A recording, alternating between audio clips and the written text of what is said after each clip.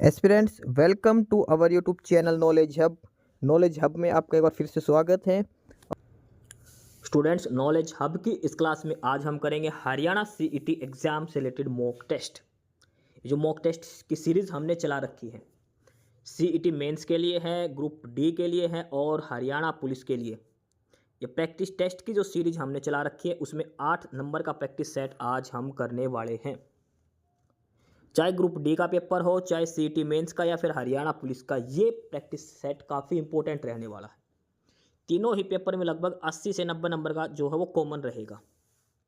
तो most important है, चाहे आप ग्रुप डी की तैयारी करो या फिर हरियाणा पुलिस की तैयारी करो, ये प्रैक्टिस सेट काफ़ी इंपॉर्टेंट रहने वाला है। 100% इस प्रैक्टिस सेट के अंदर हम करेंगे और सभी का डिटेल में सॉल्यूशन आपको प्रोवाइड करवाया जाएगा। इस क्लास की पीडीएफ के लिए जो हम पढ़ रहे हैं, इसकी पीडीएफ के लिए आप हमारा टेलीग्राम चैनल ज्वाइन करें। नॉलेज हब 7900 करके टेलीग्राम चैनल है, लिंक इसका नीचे डिस्क्रिप्शन बॉक्स में दिया गया है। काफ़ी सारा स्टडी मटेरियल, काफ़ी सारी पीडीएफ आपको हमारे नॉलेज हब टेलीग्राम चैनल पर अवेलेबल मिलेगी।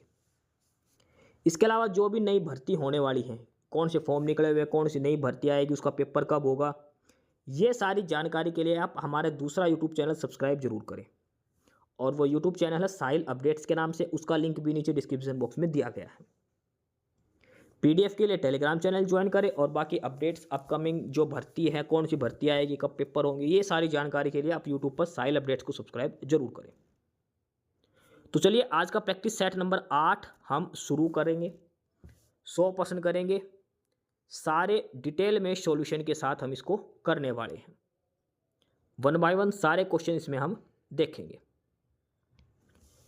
तो आज की क्लास का जो पहला प्रश्न है, आज की इस मॉक टेस्ट का जो पहला प्रश्न है वो है कि अप्रैल 1919 के दिन गांधी जी हरियाणा में कहां से गिरफ्तार हुए थे।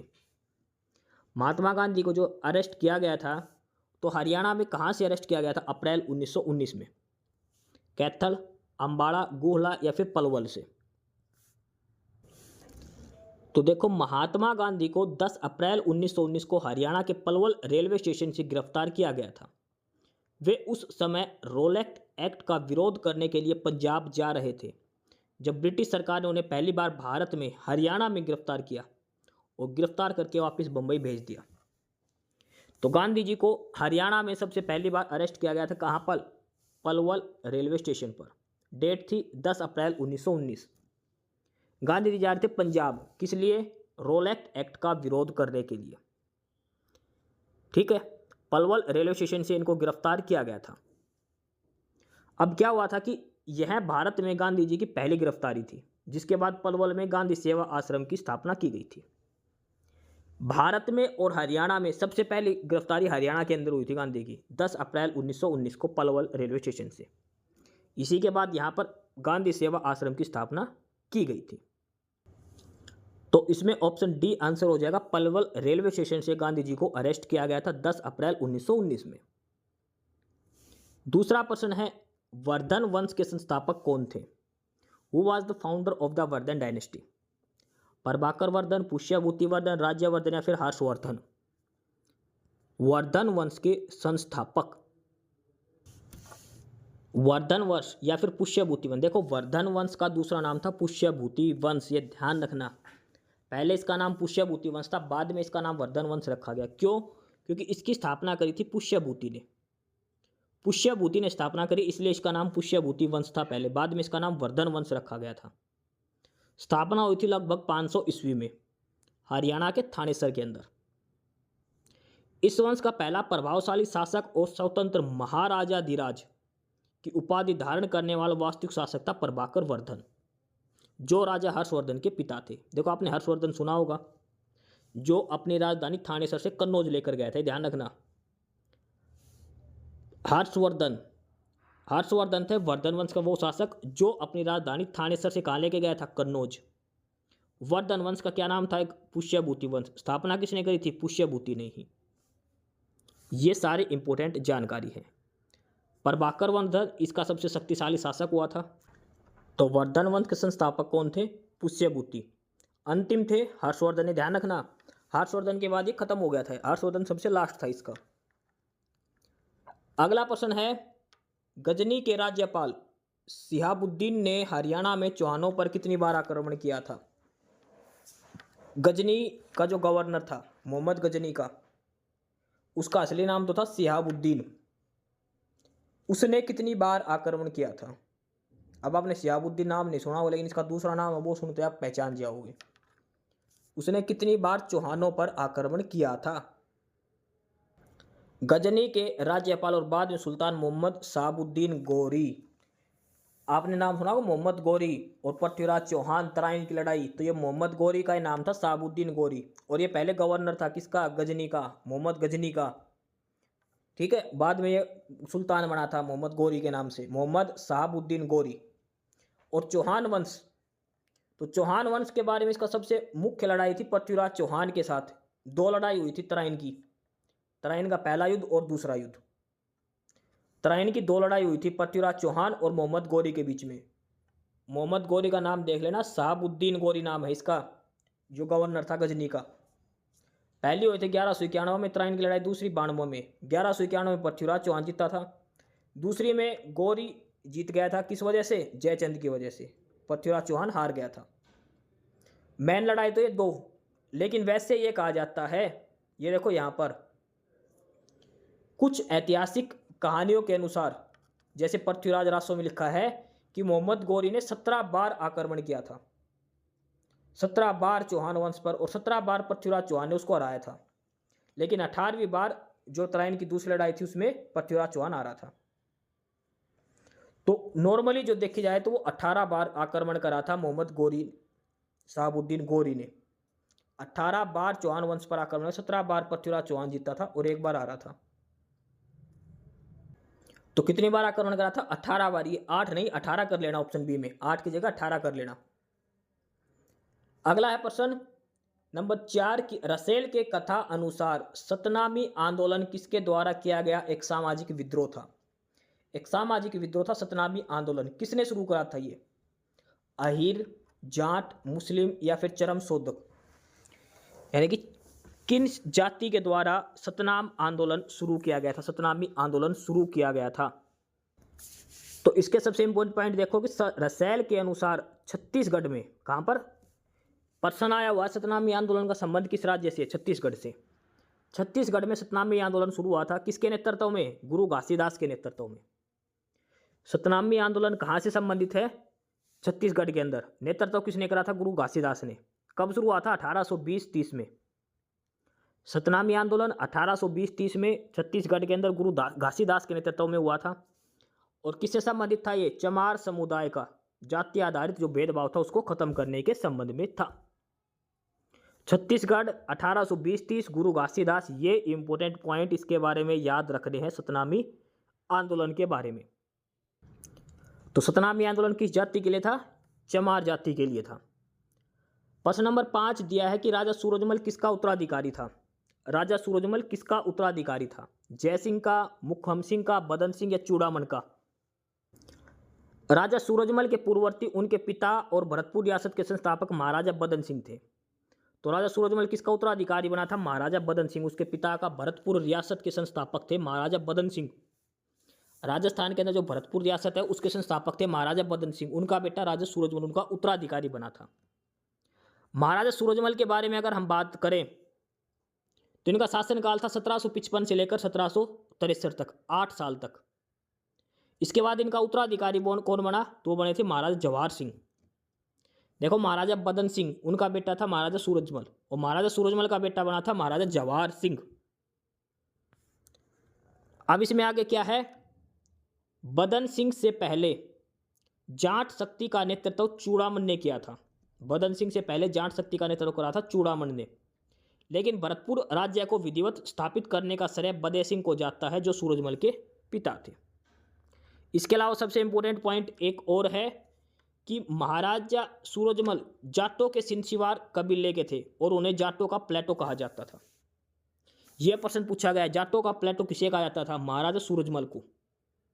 किस कबीले से? जाटों के सिंसिनवार कबीले के थे ये महाराजा सूरजमल। इनके पिता का नाम था बदन सिंह, भरतपुर रियासत के संस्थापक। तो प्रश्न नंबर 5 का उत्तर क्या हो जाएगा? ऑप्शन सी, बदन सिंह के उत्तराधिकारी बने थे महाराजा सूरजमल।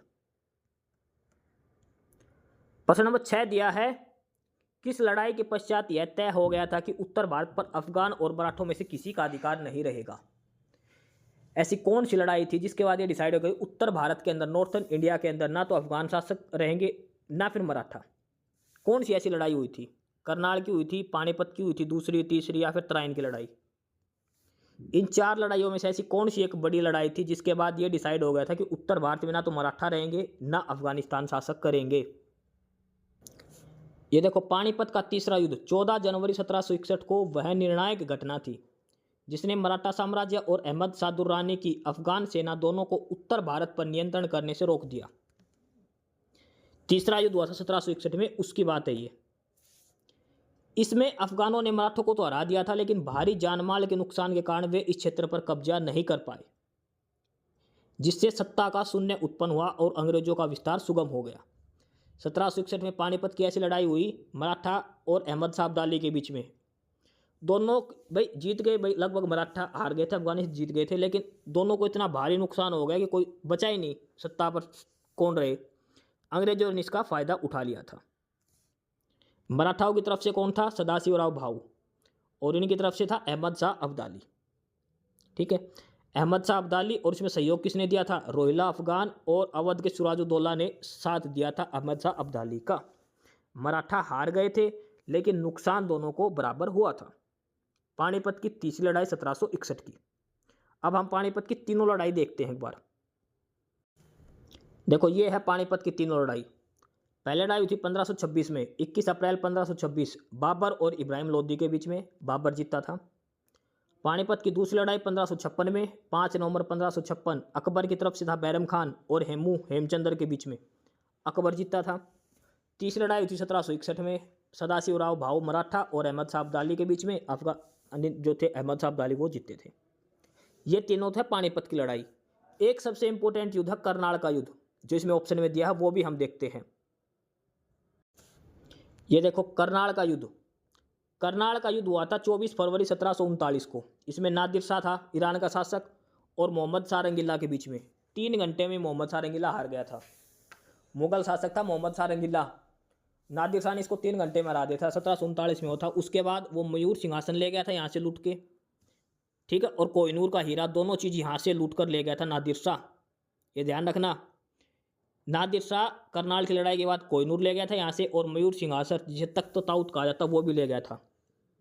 मोहम्मद शाह रंगीला और नादिर शाह के बीच में लड़ाई हुई थी। और बाकी जो हमने 1191 बाणमत तराइन की लड़ाई वो हमने देख ली थी। तो इस क्वेश्चन के हमने चारों ही ऑप्शन देख लिए। करनाल की लड़ाई देख ली, पानीपत की दूसरी तीसरी लड़ाई, और तराइन की लड़ाई 1191 और 92 में 2 हुई थी वो। तो किस युद्ध के बाद हुआ था ये? पानीपत की तीसरी लड़ाई हुई थी 1761 में, जिसके बाद ना तो अफगान शासक कर पाए और ना मराठा। इससे अंग्रेज सुगम हो गए उनको भारत पर कब्जा करने का। आगे है प्रश्न नंबर 7 कि हरियाणा में ई अधिगम योजना कब शुरू हुई? ई अधिगम जो स्कीम है वो हरियाणा में कब लॉन्च की गई थी? 5 मई 2022, 26 जुलाई 2022, 8 मार्च 2022 या 22 मार्च 2022? ई अधिगम, अधिगम की फुल फॉर्म देख लो, A for advanced digital Haryana initiative with adaptive modules. ये फुल फॉर्म अधिगम की, advance digital Haryana initiative with adaptive modules. शुरुआत हुई थी 5 मई 2022 को। ई अधिगम पोर्टल 5 मई 2022 को शुरुआत किसने करी थी? उस समय सीएम मनोहर लाल खट्टर ने रोहतक में करी थी। क्या काम हुआ था इसके अंदर? इसके अंदर 5 लाख बच्चों को, जो 10वीं और 12वीं में बच्चे थे, उनको टैबलेट बांटे गए थे, यानी कि मोबाइल जो होते हैं ना बड़े बड़े टैब, वो दिए गए थे। 2 GB डाटा इनको फ्री दिया गया था। ई अधिगम योजना 5 मई 2022 को शुरू की गई थी रोहतक के अंदर, सीएम मनोहर लाल खट्टर। तो प्रश्न नंबर 7 का ऑप्शन ए उत्तर हो जाएगा 5 मई 2022 को। प्रश्न नंबर 8 है कि हरियाणा सरकार द्वारा सुषमा स्वराज पुरस्कार कब शुरू किया गया था? सुषमा स्वराज पुरस्कार, देखो सुषमा स्वराज बस स्टैंड भी है अम्बाड़ा सिटी का, सुषमा स्वराज के नाम से, ध्यान रखना, अम्बाड़ा सिटी बस स्टैंड। तो सुषमा स्वराज पुरस्कार हरियाणा सरकार ने कब शुरू किया था? हरियाणा सरकार ने 8 मार्च 2022 को अंतर्राष्ट्रीय महिला दिवस के दिन सुषमा स्वराज पुरस्कार की घोषणा करी थी। 8 मार्च को अंतर्राष्ट्रीय महिला दिन होता है, उस दिन 8 मार्च 2022 को मुख्यमंत्री मनोहर लाल खट्टर द्वारा सुषमा स्वराज पुरस्कार की घोषणा की गई थी और इसमें 5 लाख रुपए का नगद पुरस्कार और प्रशस्ति पत्र दिया जाता है किनको, महिलाओं को, जो अलग अलग क्षेत्रों में योगदान देती है। 8 मार्च को महिला दिवस के दिन, तो 8 मार्च 2022 को सुषमा स्वराज पुरस्कार की घोषणा की गई थी। इसमें 5 लाख रुपए और एक प्रशस्ति पत्र दिया जाता है। तो प्रश्न नंबर 8 का ऑप्शन बी उत्तर हो जाएगा 8 मार्च 2022। प्रश्न नंबर 9 कि हरियाणा के किस जिले का नाम पुलवंब असुर एक असुर के नाम पर रखा गया था। पुलम्बासुर एक असुर है, उसके नाम पर किस जिले का नाम रखा गया। तो पुलम्बा ये पलवल से मिलता जुलता, तो कहाँ आएगा, पलवल। पलवल जिले का नाम एक असुर से पुलम्बासुर के नाम से रखा गया था। ऑप्शन सी उत्तर हो जाएगा। हरियाणा के पलवल जिले का नाम राक्षस पलवासुर के नाम पर रखा गया। प्राचीन मान्यताओं के अनुसार पलवासुर पांडवों के शासनकाल के दौरान इस स्थान पर शासन करता था। महाभारत काल में बलराम द्वारा उसका वध किया गया। इस स्थान को प्राचीन काल में अपेलावा कहा जाता था, जो इंद्रप्रस्थ के पांडव राज्य का हिस्सा था। प्रश्न नंबर 10 है कि हरियाणा के किस जिले को शहीदों का शहर कहा जाता है। शहीदों का शहर, और ये कहा जाता है किसको, झज्जर को। शहीदों का शहर किस जिले को कहा जाता है, झज्जर को। ऑप्शन सी उत्तर हो जाएगा। प्रश्न नंबर 11 है कि किस जिले को मंदिरों की अधिकता के कारण हरियाणा की काशी कहा जाता है। देखो, मंदिरों की अधिकता के कारण वो कहा जाता है भिवानी को। हरियाणा की छोटी काशी कैथल और भिवानी, लेकिन मंदिरों की अधिकता के कारण पूछा गया तो भिवानी, पहले ऑप्शन भिवानी, तो भिवानी आएगा। अगर कैथल है तो ऑप्शन 2 पर कैथल आएगा। अगर ऑप्शन में भिवानी नहीं होता तो आपको कैथल लगाना था। अगर ऑप्शन में भिवानी है तो पहले भिवानी लगाना। मंदिरों की अधिकता के कारण भिवानी को छोटी काशी कहा जाता है। इस क्लास की पीडीएफ के लिए आप हमारा टेलीग्राम चैनल ज्वाइन करें, नॉलेज हब 7900। डिस्क्रिप्शन बॉक्स में उसका लिंक दिया है। काफ़ी सारा स्टडी मटेरियल, काफ़ी सारी पीडीएफ आपको नॉलेज हब टेलीग्राम पर मिलेगी। प्रश्न नंबर 12 है, किसके सांगों में संगीत तथा ब्रज भाषा का समन्वय देखने को मिलता है। ब्रज भाषा का भी समन्वय है और म्यूजिशियन भी है ये। पंडित लक्ष्मीचंद, दयाचंद मायना, ताऊ सांगी और अली बख्श। तो वो है अली बख्श। अली बख्श, ऑप्शन डी उत्तर हो जाएगा। प्रश्न नंबर 13 है, किस त्योहार का असली नाम मधुश्रवा है। मधुश्रवा किस त्योहार का नाम है। दशहरा, दिवाली, तीज या मकर संक्रांति। तो हरियाली तीज जो होती है उसका क्या नाम है, मधुश्रवा भी इसको कहा जाता है। ऑप्शन सी उत्तर हो जाएगा प्रश्न नंबर 13 का। प्रश्न नंबर 14 है, किस त्योहार पर महिलाएं गेरुए रंग से घर की ही दीवारों पर विशेष आकृति बनाती हैं। आपने देखा होगा ऐसे बनाती हैं, उसके बाद ऐसे ऐसे 2 सांप से बना देती है। तो ये किस त्योहार पर करती हैं ऐसे महिलाएं। तो ये करती है नाग पंचमी पर। नाग पंचमी, ऑप्शन सी उत्तर हो जाएगा प्रश्न नंबर 14 का। प्रश्न नंबर 15 है कि हरियाणा के किस जिले में बुरायन नामक स्थान पर शिव मंदिर उत्सव का आयोजन किया जाता है। बुरायन एक जगह है किस जिले के अंदर जहां पर शिव मंदिर उत्सव का आयोजन किया जाता है। जींद, हिसार, कैथल या फिर गुड़गांव। तो बुरायन नामक जगह जहां पर शिव मंदिर उत्सव मनाया जाता है, ये किस डिस्ट्रिक्ट के अंदर है, जींद डिस्ट्रिक्ट के अंदर है। ऑप्शन ए उत्तर हो जाएगा प्रश्न नंबर 15 का। प्रश्न नंबर 16 है कि हरियाणा के किस जिले में ओमकार खेड़ा की स्मृति में मेला लगता है। ओमकार खेड़ा ये अभी चर्चा में था, इस वजह से है। यहाँ पर एक महंत की हत्या हो गई थी, इस वजह से चर्चा में था। ओमकार खेड़ा किस जिले के अंदर है, ये है करनाल के अंदर, करनाल डिस्ट्रिक्ट के अंदर है। ऑप्शन ए उत्तर हो जाएगा। प्रश्न नंबर 17 है, नौगरी आभूषण महिलाओं द्वारा शरीर के किस अंग में पहना जाता है। नौगरी आभूषण है वो महिलाएं कहाँ पहनती हैं, गले में, हाथ पे, कान में या पैर में। तो नौगरी आभूषण है कलाई के अंदर, घड़ी बांधते हैं ना, वहां पर पहनी जाती है। ये हाथ में कलाई के ऊपर पहना जाता है नौगरी आभूषण, नौगरी ऑर्नामेंट। ऑप्शन सी उत्तर हो जाएगा प्रश्न नंबर 17 का। प्रश्न नंबर 18 है कि आड्डा चाल्या घाट न तागड़ी न बाट। इसका क्या अर्थ है। हरियाणा में कहावत है आड्डा चाल्या घाट ना ताकड़ी ना बाट। इसका मतलब है कि मूर्ख व्यक्ति के काम अव्यवस्थित होते हैं। मूर्ख व्यक्ति का काम अव्यवस्थित, जो मूर्ख होता है उसको आड्डा चालना, टेढ़ा चालना मतलब कोई समझ नहीं है, सारे गलत काम होते हैं मूर्ख व्यक्ति के।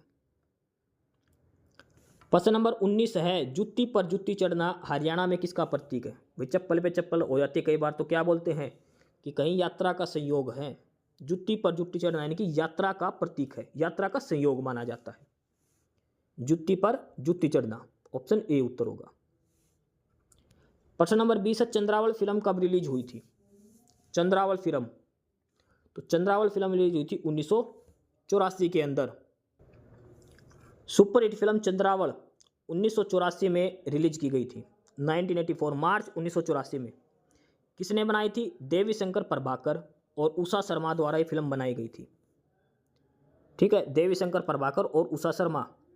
इसका सीक्वल भी आया था चंद्रावल 2, और वो कब आया था? 4 अप्रैल 2012 को।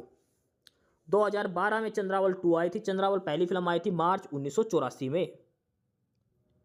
ठीक है, तो प्रश्न नंबर 20 का उत्तर हो जाएगा ऑप्शन ए 1984 के अंदर। पहली फिल्म आई थी हरियाणा की 1968 के अंदर, कौन सी थी वो आपको बताना है। पहली हरियाणवी फिल्म कब आई थी? 1968 में आई थी। नाम क्या है वो बताना आपको। प्रश्न नंबर 21 है कि हरियाणा में मगरमच्छ प्रजनन केंद्र कहाँ है? मगरमच्छ प्रजनन केंद्र, तो ये है भोर सैदान कुरुक्षेत्र, कैथल कुरुक्षेत्र रोड पर है भोर सैदान, वहां पर है मगरमच्छ प्रजनन केंद्र। कैरू भिवानी के अंदर चिंकारा प्रजनन केंद्र है। ठीक है, पिंजौर के अंदर कौन सा है? शुतुरमुर्ग का, तो भोर सैदान ऑप्शन ए उत्तर हो जाएगा मगरमच्छ प्रजनन केंद्र का। प्रश्न नंबर 22 है, किस वर्ष हरियाणा नवीनीकरण ऊर्जा विकास प्राधिकरण की स्थापना हुई थी? Haryana renewable energy development authority, ये नाम आपको ध्यान रखना है, शॉर्टकट में इसको बोलते हैं हरेडा। इसकी फुल फॉर्म कभी भी पूछ सकता है, HAREDA। HA मतलब हरियाणा, R मतलब रिन्यूएबल, E मतलब energy, D for development, A for authority. HAREDA, Haryana renewable energy development authority. इसकी स्थापना कब हुई थी? कब ये बनाया गया था? ये तो ये अथॉरिटी बनाई गई थी 1997 के अंदर। ऑप्शन डी उत्तर हो जाएगा क्वेश्चन नंबर 22 का। हरेडा 1997 ऑप्शन डी। प्रश्न नंबर 23 है कि कौशल्या बांध की ऊंचाई कितनी है? कौशल्या बांध कहाँ है? पंचकुला के अंदर। किस नदी पर है? कौशल्या नदी के ऊपर ही है। तो कौशल्या बांध की ऊंचाई कितनी है, हाइट कितनी है? तो कौशल्या बांध की हाइट है 34 मीटर, 34 मीटर इसकी हाइट है कौशल्या डैम की। ऑप्शन सी आंसर हो जाएगा। अगला है कि हरियाणा का कितना प्रतिशत भाग कृषि योग्य है? हरियाणा की कितने परसेंट भूमि है जो कृषि योग्य है? एरेबल होता है जो कृषि योग्य होती है वो। तो हरियाणा की कृषि योग्य भूमि है वो लगभग 80 से लेकर 86% की मानी गई है। 81 से लेकर 86% के बीच, 81 से लेकर 86% तक की जो हरियाणा की भूमि है जो कृषि योग्य मानी गई है। तो ऑप्शन ए उत्तर हो जाएगा, 86% भूमि कृषि योग्य है हरियाणा की। प्रश्न नंबर 25 दिया है, शतावरी वाटिका हर्बल पार्क हरियाणा के किस जिले में है? In which district of Haryana is the Shatavar Vatika herbal park? Shatavar Vatika herbal park, और ये कहां पर है? हिसार डिस्ट्रिक्ट के अंदर। अश्वगंधा वगैरह सब यही है, हिसार डिस्ट्रिक्ट के अंदर। ऑप्शन सी आंसर हो जाएगा क्वेश्चन नंबर 25 का। प्रश्न नंबर 26 है, जल वाष्प का जल में परिवर्तन क्या कहलाता है? The conversion of water vapours into water, जो पानी भाप बन गया, अब जो भाप बना उसको वापस से पानी बनना, उस प्रक्रिया को क्या बोलते हैं? The conversion of water vapour into वाप, वो तब इवेपोरेशन, वाष्पीकरण। इस क्लास की पीडीएफ के लिए आप हमारा टेलीग्राम चैनल ज्वाइन करें, नॉलेज हब 7900। डिस्क्रिप्शन बॉक्स में इसका लिंक दिया है, काफ़ी सारा स्टडी मटेरियल, काफ़ी सारी पीडीएफ आपको नॉलेज हब पर मिलेगी। इसके बाद आ गया क्वेश्चन नंबर 27, वायुमंडलीय दबाव को मापने के लिए प्रयुक्त उपकरण, यानी कि जो एटमॉस्फेरिक प्रेशर है वो हम किस में मापते हैं? तो एटमॉस्फेरिक प्रेशर हम मापते हैं किससे? बैरोमीटर से। एटमॉस्फेरिक प्रेशर किससे मापा जाता है? बैरोमीटर से। हाइग्रोमीटर से क्या मापा जाता है? ये बताना मोस्ट इंपोर्टेंट है। ये हाइग्रोमीटर से क्या मापते हैं, ये आपको पढ़ के देख करना है। हाइग्रोमीटर, ये चारों ही नाम इंपोर्टेंट हैं, सिलोमीटर, हाइग्रोमीटर और एनीमोमीटर। एनीमोमीटर तो बिजली में प्रयोग होता है, जो चेक करते हैं, करंट मापते हैं। बैरोमीटर ये प्रेशर हो गया। सिलोमीटर और हाइग्रोमीटर ये दोनों आपको पढ़ के बताना है। सिलोमीटर का क्या काम है और हाइग्रोमीटर का क्या काम है ये बताना है। इस क्वेश्चन का आंसर हो जाएगा ऑप्शन ए, बैरोमीटर। आगे क्वेश्चन नंबर 28, शोर और संगीत में किसका अंतर है? शोर और संगीत, भाई देखो मैं भी गा रहा हूँ, सामने वाला भी गा रहा है, मेरी आवाज़ ऐसे आ रही है फटी सी, बेकार शोर कर रहा है ये, और एक इतना सुरीला गा रहा है। आवाज़ दोनों की गले से निकल रही है, लेकिन फ़र्क किस चीज़ का उनके बीच में? क्वालिटी का, ट्यून का, पिच का या फिर टिम्बर का? तो फ़र्क है पिच का। ऑप्शन बी, सुर का। वो सुर में गा रहा है, एक बेसुरा गा रहा है। तो बेसुरा शोर होता है, सुर वाला संगीत होता है। क्वेश्चन नंबर 29, 29 नंबर है कि एक सरल माइक्रोस्कोप यंत्र में इस्तेमाल किया जाने वाला कौन सा लेंस है? The lens used in a simple microscope is concave lens, convex lens, cylindrical lens या none of the these. Simple microscope के अंदर कौन सा लेंस प्रयोग किया जाता है? देखो, मैं माइक्रोस्कोप ऐसे इस प्रिंसिपल पे काम करता है, ऐसे बीच में लेंस होता है, उधर से छोटे ऑब्जेक्ट को बड़ा करके दिखाता है। तो एक सिंपल माइक्रोस्कोप कम फोकस दूरी वाले उत्तल लेंस पर कॉन्वेक्स लेंस प्रयोग होता है। यह एक अभिसारी लेंस है जो छोटी वस्तुओं का आभासी, सीधा और बड़ा प्रतिबिंब दिखाता है। इसे आमतौर पर मैग्नीफाइंग ग्लास के रूप में जाना जाता है। सिंपल माइक जो हमारे पास मैग्नीफाइंग ग्लास होता है, आपने देखा होगा, ऐसे गोल गोल, उसके नीचे ऐसे पकड़ने वाली डंडी सी होती है, उसको पकड़ के हम जूम कर उसके अंदर देखते हैं। कई बार फोरेंसिक लैब डॉक्टर वगैरह रखते हैं, छोटा सा हिस्सा ऐसा है। कॉन्वेक्स लेंस होता है कम फोकस दूरी का। तो प्रश्न नंबर 29 का ऑप्शन बी उत्तर हो जाएगा, कन्वेक्स उत्तल लेंस। प्रश्न नंबर 30 दिया है, इनमें से कौन सी धातु मध्यम अभिक्रियाशील है? मॉडरेटली रिएक्टिव एलिमेंट कौन सा है? कैल्शियम, पोटेशियम, आयरन या फिर एल्यूमिनियम? तो करेक्ट आंसर हो जाएगा आयरन। देखो, रिएक्टिविटी सीरीज जो होती है, रिएक्टिव कौन एलिमेंट रिएक्ट करता है, तो उनको देख के वाटर के साथ, ऑक्सीजन और एसिड के साथ उनकी रिएक्शन करवा के कौन कितनी फास्ट रिएक्शन करता है। तो जो मेटल हैं जो पीरियोडिक सीरीज के अंदर बीच की लाइन में है, जैसे आयरन, जिंक, लेड, ये मॉडरेटली रिएक्टिव एलिमेंट माने जाते हैं, मध्यम गति के क्रियाशील माने जाते हैं। तो ऑप्शन में हमारा आयरन था, तो आयरन इसका आंसर हो जाएगा। तो प्रश्न नंबर 30 का ऑप्शन डी उत्तर हो जाएगा, आयरन। प्रश्न नंबर 31 है, प्लास्टोसियामिन में कौन सी धातु उपस्थित होती है? प्लाटोसाइनिन के अंदर कौन सी धातु होती है? कॉपर, आयरन, जिंक या फिर मोलिब्डेनम?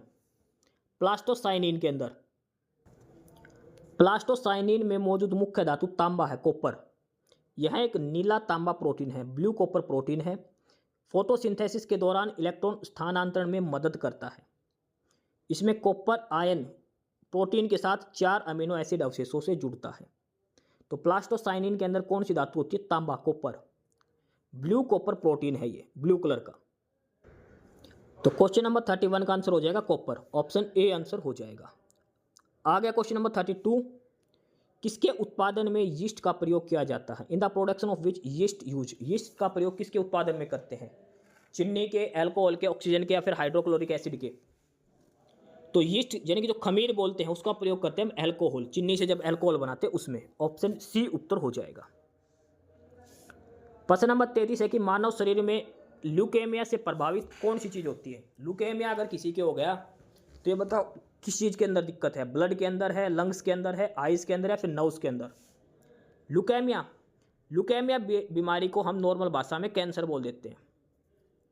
इसके अंदर क्या हो जाता है? WBC की जो सेल है वो अधिक हो जाती है, जितनी होनी चाहिए उससे ज़्यादा हो जाती है। ल्यूकेमिया किसके अंदर होता है? ये ब्लड के अंदर, खून के अंदर। किससे संबंधित है? WBC से इनका संबंध है। ल्यूकेमिया, ऑप्शन ए उत्तर हो जाएगा। प्रश्न नंबर 34 है कि मानव मस्तिष्क का सबसे बड़ा भाग कौन सा है? The largest part of human brain, हमारे मस्तिष्क का सबसे बड़ा भाग, तो वह है सेरिब्रम।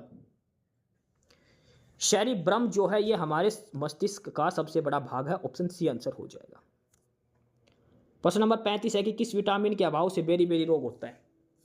तो बेरी-बेरी रोग होता है विटामिन B1 से। विटामिन B1 से बेरी-बेरी। सी से क्या होता है? स्कर्वी, विटामिन सी की कमी से स्कर्वी। डी से रिकेट्स और ए से नाइट ब्लाइंडनेस, जो रतौंधी बोलते हैं वो। विटामिन ए से नाइट ब्लाइंडनेस, B1 से बेरी-बेरी, सी से स्कर्वी, डी से रिकेट्स। चारों ध्यान रखनी है। प्रश्न नंबर 36 दिया है आगे, किस राज्य सरकार ने महिलाओं के लिए मोबाइल कैंसर स्क्रीनिंग सेवाएं प्रदान करने के लिए भारत की पहली विमेन वेलनेस ऑन व्हील्स पहल की घोषणा करी है? WWW women wellness on wheels, ये स्कीम किस स्टेट गवर्नमेंट ने चलाई है महिलाओं को चेक करने के लिए, कैंसर स्क्रीनिंग सेवाएं प्रदान करने के लिए? तमिलनाडु, मध्य प्रदेश, पश्चिम बंगाल या दिल्ली? तो WWW women wellness on wheels ये चलाई गई है तमिलनाडु सरकार ने। तमिलनाडु सरकार ने, ऑप्शन ए आंसर होगा। प्रश्न नंबर 37 है कि हाल ही में हरियाणा के 86वें ग्रैंड मास्टर कौन बने हैं? Who recently become the 86th grand master? तो इंडिया का 86th ग्रैंड मास्टर बने Shri Hariom LR, Shri Hari LR, option C answer हो जाएगा 86 नंबर का। प्रश्न नंबर 38 है कि T20 क्रिकेट में 13,000 रन पूरे करने वाले पहले भारतीय। T20 के अंदर T20 भी आ गया, IPL भी शामिल है। टोटल T20 में 13,000 रन किसने बना लिए? तो वो बनाए विराट कोहली ने बनाए थे, विराट कोहली ने। प्रश्न नंबर 39 है कि भारत का पहला हाइपरलूप परीक्षण ट्रैक कहां पर बनाया गया है? India's first hyperloop test track has been built, जो हाइपरलूप ट्रेन चलेगी किस IIT ने बनाया है? IIT मद्रास, बेंगलोर, खड़गपुर या फिर कानपुर? भारत का पहला हाइपरलूप परीक्षण ट्रैक तमिलनाडु में मद्रास में स्थित IIT मद्रास ने बनाया है, IIT मद्रास ने।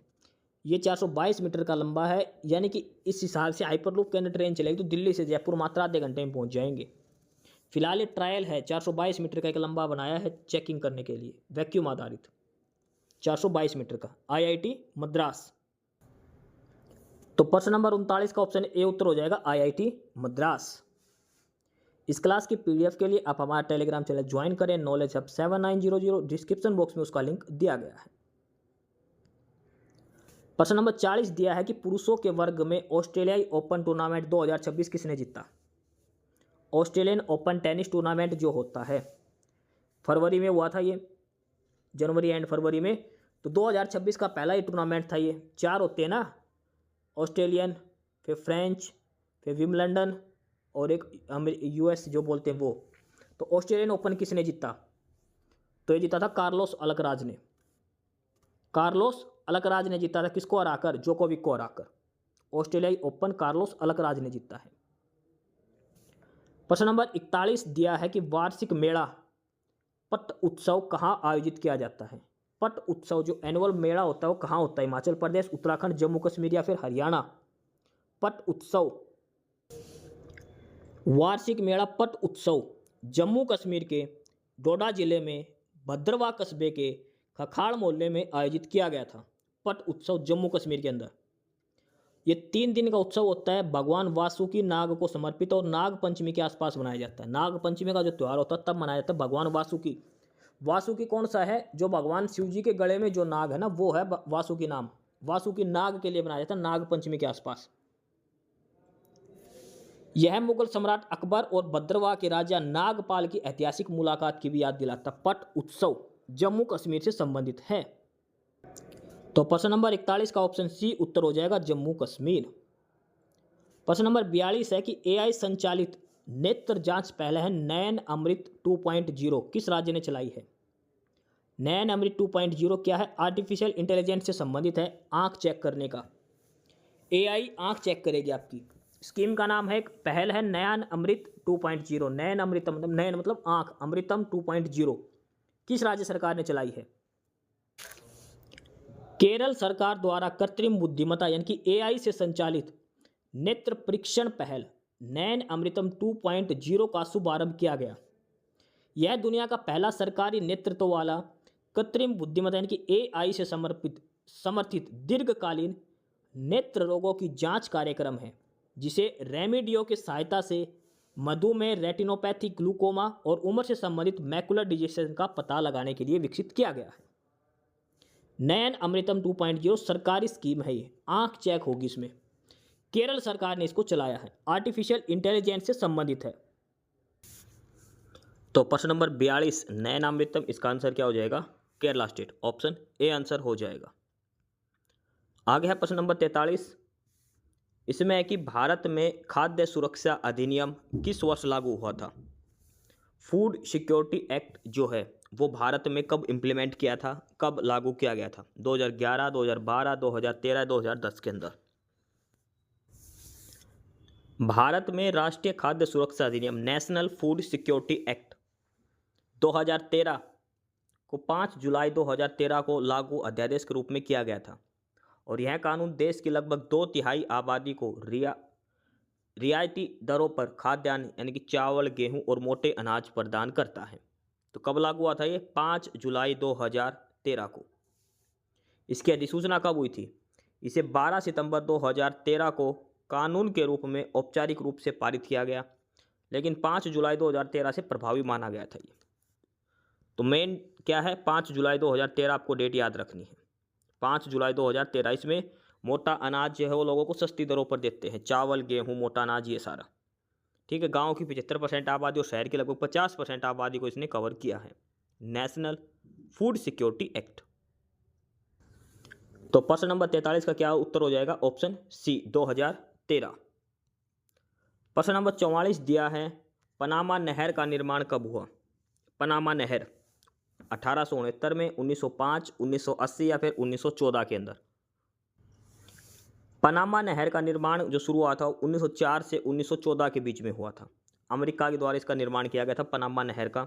10 साल लगे थे इसको बनाने में, और इसे 15 अगस्त 1914 को आधिकारिक रूप से यातायात के लिए खोल दिया गया था। हालांकि फ्रांसीसी प्रयासों से 1881 में निर्माण शुरू किया था, लेकिन बीमारी और वित्तीय मुद्दों के कारण वे विफल रहे। देखो, पनामा नहर की बात करें तो सबसे पहले फ्रांसीसी ने ट्राई किया था। कब करा था इन्होंने? 1881 में, लेकिन उनके पास बजट नहीं था, दिक्कत वगैरह ज़्यादा थी, इस वजह से इन्होंने बंद कर दिया। फिर उसके बाद अमेरिका ने करा था 1904 से 1914 के बीच इसका निर्माण कार्य, मेन काम, और 15 अगस्त 1914 को इसको खोल दिया गया था यातायात के लिए, पनामा नहर को। ठीक है। निर्माणावधि है 1914 से काम अमेरिका ने संभाला था 1904 से, और 1914 में इसको पूरा कर दिया था। निर्माणकर्ता का मेन काम है अमेरिका को, शुरू करा था फ्रांस ने, शुरू में फ्रांस ने स्टार्ट करा था, लेकिन अमेरिका ने मेन काम करा था। अब ये है कहाँ? पनामा नहर का क्या काम है? तो ये अटलांटिक और प्रशांत महासागर को जोड़ने वाली एक 82 किलोमीटर लंबी नहर है। अटलांटिक और प्रशांत महासागर को जोड़ती है 82 किलोमीटर लंबी नहर दक्षिण अमेरिका के चारों तरफ की समुद्र की यात्रा को 8000 मील से अधिक कम करती है। भाई, एक साइड तो प्रशांत महासागर है, इधर दक्षिण अमेरिका है, इधर अटलांटिक सागर है, इन दोनों के बीच में यहाँ पर है पनामा नहर। नहीं तो पहले ऐसे आना पड़ता था घूम के 8000 मील की दूरी तय करके।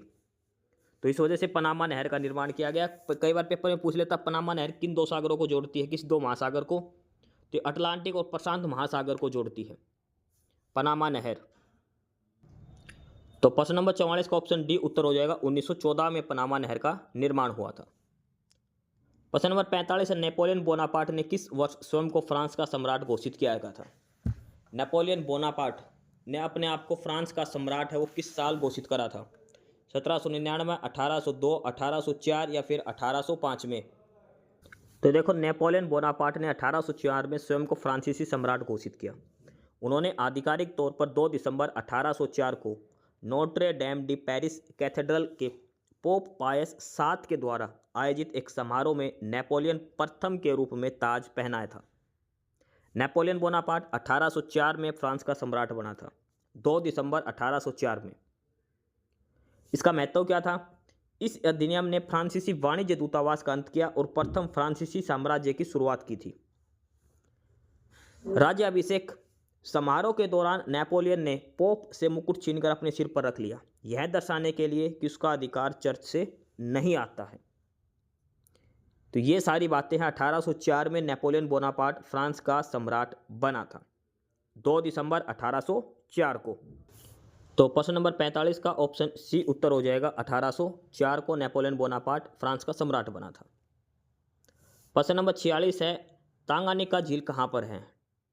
टांगानिका झील कहाँ पर है? किस महाद्वीप के अंदर? ऑस्ट्रेलिया, अमेरिका, एशिया या फिर अफ्रीका? तो यहाँ पे देखो, टांगानिका झील पूर्वी अफ्रीका की ग्रेट रिफ्ट वैली में स्थित है। यह एक अंतर्राष्ट्रीय झील है और ये 4 देशों में फैली हुई है। तंजानिया में इसका हिस्सा कितना है? 46%, सबसे ज़्यादा तंजानिया के अंदर। उसके बाद कांगो के अंदर है 40%। 46% इसका हिस्सा है तंजानिया के अंदर, 40% हिस्सा है कांगो के अंदर, और बुरुंडी और जाम्बिया के अंदर इसका हिस्सा है।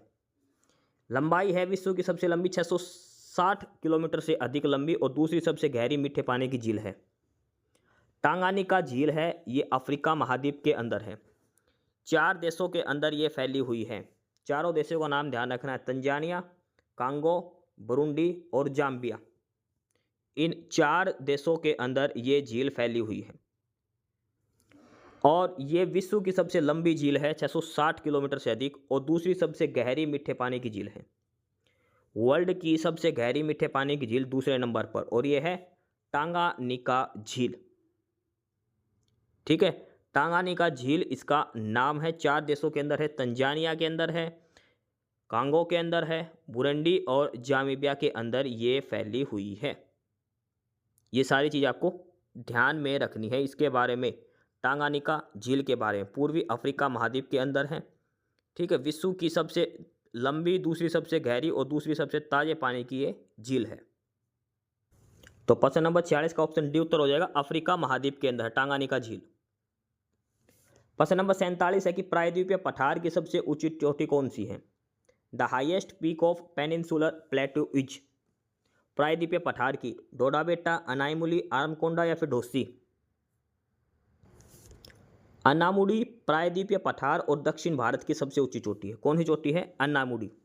इसकी ऊंचाई है 2695 मीटर या फिर 8842 फुट, और ये कहाँ पर है? केरल के इडुक्की जिले में है यह चोटी। एराविकुलम राष्ट्रीय उद्यान में पश्चिमी घाट श्रृंखला के अंतर्गत आती है और इसे दक्षिण भारत का एवरेस्ट कहा जाता है। तो उस चोटी का क्या नाम है? सबसे ऊंची चोटी प्रायद्वीपीय पठार की अन्नामुडी। अन्नामुडी चोटी को दक्षिण भारत का एवरेस्ट भी कहा जाता है। जो हिमालय का माउंट एवरेस्ट है ना, तो अन्नामुडी को ऐसे ही दक्षिण भारत का एवरेस्ट कहा जाता है। किस राज्य के अंदर है? केरल के इडुक्की जिले में। और किसके अंदर आती है? पश्चिमी घाट के अंतर्गत आती है ये। दक्षिण भारत की और प्रायद्वीपीय पठार की सबसे ऊंची चोटी अन्नामुडी पश्चिमी घाट के अंदर है। दक्षिण भारत का एवरेस्ट कहा जाता है, केरल के इडुक्की जिले में है ये। और इसके अलावा और देखो कहाँ पर है ये? पश्चिमी घाट अन्नामलाई की पहाड़ियों के अंदर है अन्नामुडी। केरल के अंदर ऊंचाई है 2695 मीटर यानी कि 8842 फुट। अन्नामुडी का नाम क्यों होता है हिंदी में? इसका मतलब है हाथी का सिर या फिर हाथी का माथा। जो चोटी है सबसे ऊंची अन्नामुडी, इसका हिंदी में मतलब है हाथी का सिर या फिर हाथी का माथा, जो सबसे ऊंचा माना जाता है। इसका महत्व क्या है? यह हिमालय पर्वत श्रृंखला के बाहर भारत की सबसे ऊंची चोटी है। देखो, माउंट एवरेस्ट, K2 वगैरह है वो तो हिमालय की है सारी हिस्सा। हिमालय के अलावा भारत की सबसे ऊंची चोटी का नाम आता है इसी का, अन्नामुडी का। हिमालय पर्वत श्रृंखला के अलावा भारत की सबसे ऊंची चोटी है ये। अन्नामुडी अपनी समृद्ध जैव विविधता और मनोरम ट्रैकिंग के लिए जानते हैं, और यहाँ एराविकुलम राष्ट्रीय उद्यान है। एराविकुलम राष्ट्रीय उद्यान केरल के अंदर है अन्नामुडी, और यहाँ लुप्तप्राय नीलगिरी तहर पाई जाती है। ये सारी इंपॉर्टेंट बातें हैं सारी की सारी। अन्नामलाई पहाड़ियों की सबसे ऊंची चोटी है पश्चिम घाट की, दक्षिण भारत का एवरेस्ट इसको कहते हैं अन्नामुडी को। तो ऑप्शन बी उत्तर हो जाएगा, अन्नामुडी इसका आंसर हो जाएगा। प्रश्न नंबर 48 है, GATT अस्तित्व में कब आया? GATT ये ट्रेड के लिए है। एक बार इसकी फुल फॉर्म देखते हैं, GATT क्या होता है और कब ये बना था। देखो, GATT का फुल फॉर्म है the general agreement on tariff and trade. World में व्यापार के लिए बनाया गया था, आपस में देशों को सहयोग के लिए, GATT general agreement on tariff and trade. कब साइन हुआ था ये? 30 अक्टूबर 1947 को। 30 अक्टूबर 1947 को साइन हुआ था, और लागू कब से हुआ था? 1 जनवरी 1948 से। GATT जो general agreement on tariff and trades है, ये 1 जनवरी 1948 से लागू हुआ था। साइन हुए थे 30 अक्टूबर 1947 को। 23 सदस्य देश थे इसके, और बाद में इसका नाम ही WTO कर दिया गया था 1 जनवरी 1995 से। 1 जनवरी 1995 से इसका नाम कर दिया था वर्ल्ड ट्रेड ऑर्गेनाइजेशन, विश्व व्यापार संगठन। ये ध्यान रखना, 1 जनवरी 1995 से इसको WTO के नाम से जानते हैं। शुरू में स्थापना हुई थी इसकी 30 अक्टूबर 1947 में, साइन हुए थे, लागू हुआ था 1 जनवरी 1948। ये डेट याद रखनी है, 1 जनवरी 1948। हेड ऑफिस कहाँ है? जिनेवा, स्विट्जरलैंड के अंदर।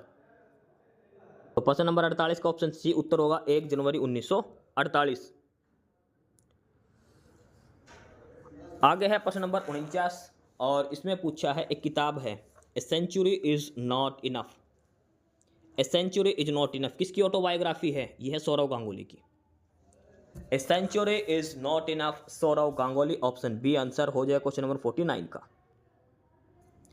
प्रश्न नंबर 50 है कि कॉस्ट्यूम डिजाइनिंग के लिए ऑस्कर पुरस्कार जीतने वाले प्रथम भारतीय। कॉस्ट्यूम डिजाइन के लिए ड्रेस डिजाइनिंग के लिए, कोई फिल्म वगैरह होती है उसमें जो कॉस्ट्यूम होती है जो पहनते हैं हीरो वगैरह, उसके डिजाइन के लिए ऑस्कर पुरस्कार सबसे पहले किस इंडियन ने जीता था? तो वह भानु अथैया। भानु अथैया ने, इन्होंने गांधी पुरुष फिल्म थी एक 1983 की, उसके लिए यह पुरस्कार जीता था। भानु अथैया, इसका आंसर हो जाएगा ऑप्शन सी करके। प्रश्न नंबर 51 है, राष्ट्रीय ई शासन योजना कब शुरू की गई थी? नेशनल ई गवर्नेंस प्लान कब लॉन्च किया गया था? नेशनल ई गवर्नेंस प्लान 2012, 2004, 2006 या फिर 2015? राष्ट्रीय ई शासन योजना, राष्ट्रीय ई गवर्नेंस योजना NEGP आधिकारिक तौर पर 18 मई 2006 को शुरू की गई थी। 18 मई 2006। इसका उद्देश्य है कि सभी सरकारी सेवाओं को आम आदमी के लिए उनके स्थानीय इलाके में डिजिटली रूप से उपलब्ध कराना। देखो 2006 है, ये ध्यान रखना, 18 मई 2006 ई गवर्नेंस स्कीम। तो प्रश्न नंबर 51 का ऑप्शन सी आंसर हो जाएगा 2006। इस क्लास की PDF के लिए आप हमारा टेलीग्राम चैनल ज्वाइन करें, नॉलेज हब 7900 करके, लिंक इसका डिस्क्रिप्शन बॉक्स में दिया है। काफ़ी सारा स्टडी मटेरियल, काफ़ी सारी PDF आपको वहाँ पर मिलेगी नॉलेज हब टेलीग्राम चैनल पर। प्रश्न नंबर 52 है, सोहन सिंह भाकना का संबंध किससे है? देखो सोहन सिंह भाकना का नाम आते आपके दिमाग में आना चाहिए क्या? गदर पार्टी। 1913 में सैन फ्रांसिस्को में जाकर इन्होंने गदर पार्टी की स्थापना में महत्वपूर्ण भूमिका निभाई थी। सोहन सिंह भाकना इनका नाम है।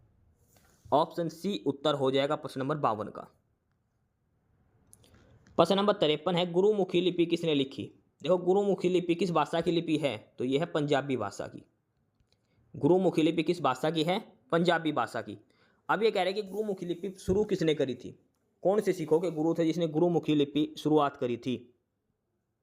गुरुमुखी लिपि की शुरुआत दूसरे सिख गुरु अंगद देव जी ने 16वीं शताब्दी में करी। उन्होंने गुरु नानक देव जी की शिक्षाओं और भजनों को लिपिबद्ध करने के लिए पहले से प्रचलित लिपियों को सरल और मानकीकरण कर गुरुमुखी यानी कि गुरु के मुख से निकली हुई रूप दिया। यह लिपि पंजाबी भाषा लिखने के लिए उपयोग की जाती है।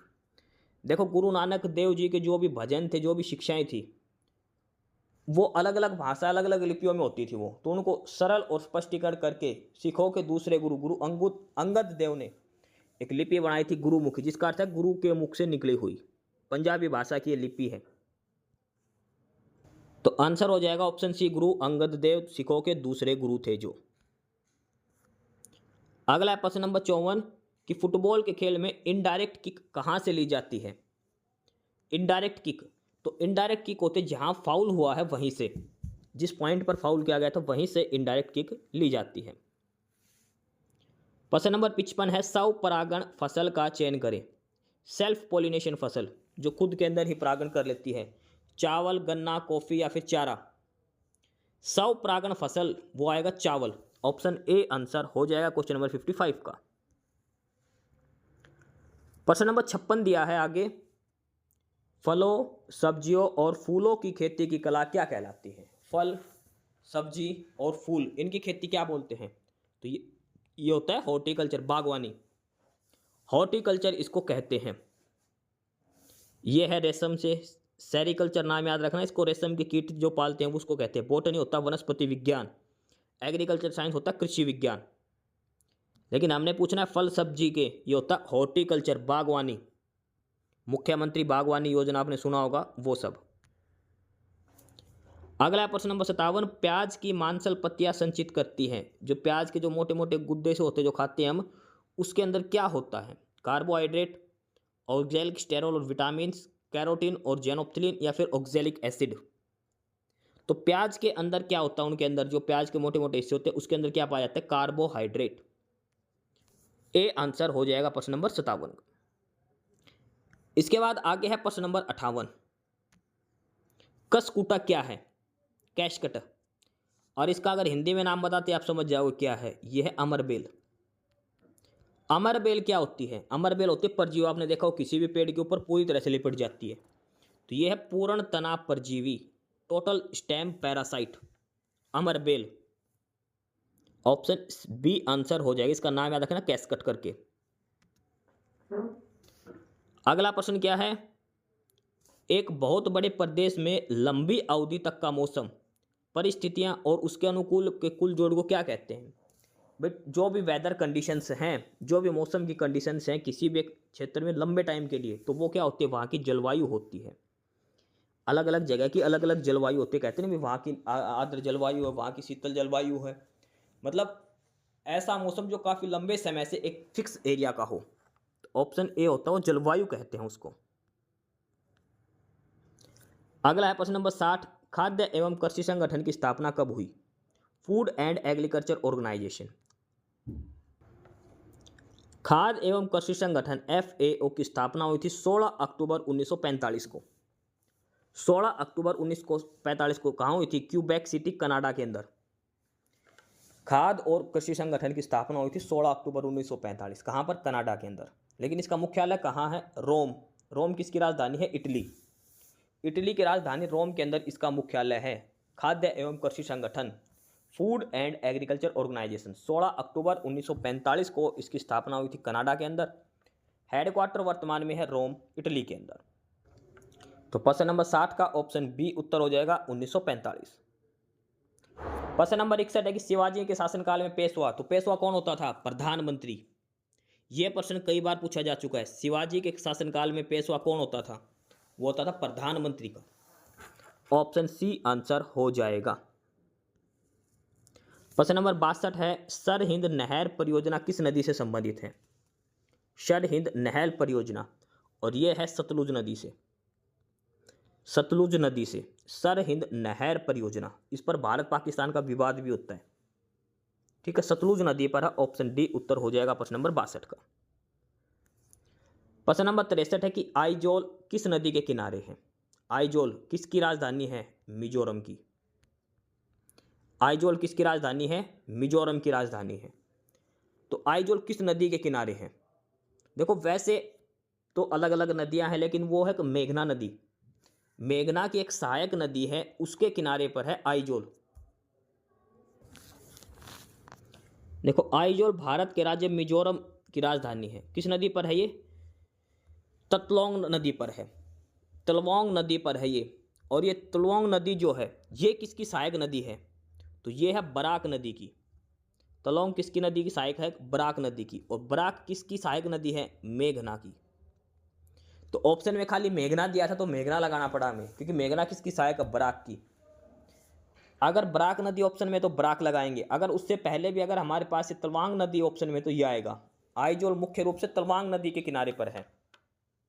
तलवांग नदी आइजोल के अंदर बहती है और ये आगे जाके बराक नदी में मिल जाती है, और बराक आगे जाके मेघना के अंदर मिल जाता है। तो मेघना नदी इसका उत्तर हो जाएगा। अगर बराक है तो बराक आएगा, अगर तलवांग दे रखा है तो इससे बेस्ट कोई आंसर हो ही नहीं सकता। तो तलवांग नदी के किनारे पर है आइजोल। तलवांग सहायक नदी है बराक की, और बराक सहायक नदी है मेघना की। देखो मेघना है, लेकिन हमारे पास उत्तर दे रखा तलवांग नदी। ऑप्शन सी देखो, तलवांग नदी। हिंदी में थोड़ा गलत है, ऑप्शन सी तलवांग नदी। तो हमें ऑप्शन सी आंसर लगाना है इसका। तलवांग नदी के किनारे पर है आइजोल। ऑप्शन सी आंसर होगा। ये है तो ठीक है। अगर बराक नदी भी ऑप्शन में होता तो हम बराक लगाते। अगर ये दोनों नहीं होते, अगर मेघना होता तो हम मेघना लगाते। तीनों नदियों का नाम ध्यान रखना है। पहले आएगा तलवांग नदी, फिर आएगा बराक नदी, फिर आएगी मेघना। तो ऑप्शन सी उत्तर होगा। ऑप्शन सी उत्तर हो जाएगा। इस क्लास की PDF के लिए आप हमारा टेलीग्राम चैनल ज्वाइन करें, नॉलेज हब 7900। डिस्क्रिप्शन बॉक्स में इसका लिंक दिया है। काफ़ी सारा स्टडी मटेरियल, काफ़ी सारी PDF दे रखी है। प्रश्न नंबर 64 है, general insurance corporation of India की स्थापना, तो इसकी स्थापना हुई थी 1972 के अंदर। General insurance corporation of India 1972। CT mains के लिए काफ़ी इंपॉर्टेंट है ये, 1972। प्रश्न नंबर 65 है कि पहला क्षेत्रीय ग्रामीण bank, first regional rural bank कब बना था? पहला क्षेत्रीय ग्रामीण बैंक कब बना था? 1973, 1975, 1976 या फिर 1980 के अंदर? फर्स्ट रीजनल रूरल बैंक, पहला क्षेत्रीय ग्रामीण बैंक, भारत का पहला क्षेत्रीय ग्रामीण बैंक, रीजनल रूरल बैंक, इसका नाम था प्रथमा बैंक। क्या नाम था इसका? प्रथमा बैंक। 2 अक्टूबर 1975 को अस्तित्व में है, गांधी जयंती के दिन 2 अक्टूबर 1975 को प्रथमा बैंक, जो पहला रीजनल रूरल बैंक यानी कि क्षेत्रीय ग्रामीण बैंक था, 2 अक्टूबर 1975। अध्यादेश जारी हुआ था 36 सितंबर 1975 को। जारी अध्यादेश के बाद 2 अक्टूबर 1975 को इसकी स्थापना हुई थी। प्रथमा बैंक पहला क्षेत्रीय ग्रामीण बैंक था। कहाँ पर खुला था ये? उत्तर प्रदेश के मुरादाबाद जिले में। और इसे सिंडिकेट बैंक द्वारा प्रायोजित किया गया था। सिंडिकेट बैंक के साथ इसको प्रायोजित किया गया था। पहला क्षेत्रीय ग्रामीण बैंक, नाम था प्रथमा बैंक, 2 अक्टूबर 1975, उत्तर प्रदेश के मुरादाबाद जिले के अंदर। प्रश्न नंबर 65, ऑप्शन बी उत्तर हो जाएगा 1975। प्रश्न नंबर 66, और अब यहां से शुरू हो गए गणित के सवाल। गणित का सवाल है, यदि किसी द्विघात समीकरण के मूल बराबर है तो उसका विवर्तन का मान क्या होगा। यानी कि देखो, कोई भी इक्वेशन होती है ax² plus bx plus c बराबर 0, तो एक कोई क्वाड्रेटिक इक्वेशन है, इसके रूट्स बराबर हैं, इसके दो रूट होते हैं, एक अल्फा और एक बीटा। इसने कहा कि अगर इसके दोनों ही रूट बराबर हैं तो d का मान बताओ। एक हम इसके रूट निकालने का फार्मूला है, देखो कोई भी द्विघात समीकरण क्वाड्रेटिक इक्वेशन है ax² plus bx plus c की फॉर्म में, तो इसमें जब हम इसके रूट निकालते हैं ना अल्फा बीटा, तो उसका एक हमारे पास फार्मूला होता है, आपने पढ़ा होगा ये, -b plus minus √b² minus 4ac upon में 2a, ये वाला फार्मूला।